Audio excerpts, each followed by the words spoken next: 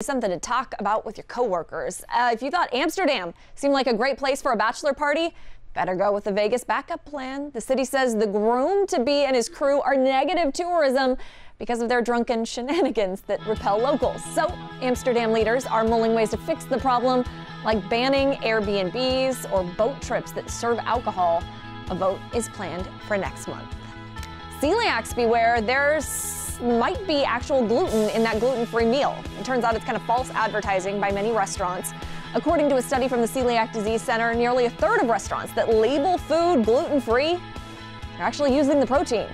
Experts recommend chefs not cross-contact food that contain gluten with foods that don't. That means using different grills or countertops.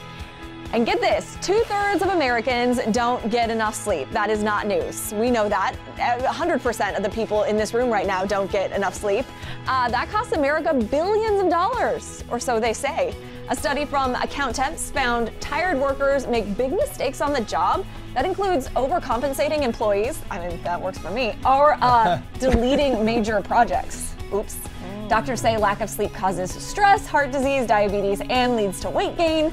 The study recommends adults we know that last one. Just go ahead and get 7 hours of sleep every night.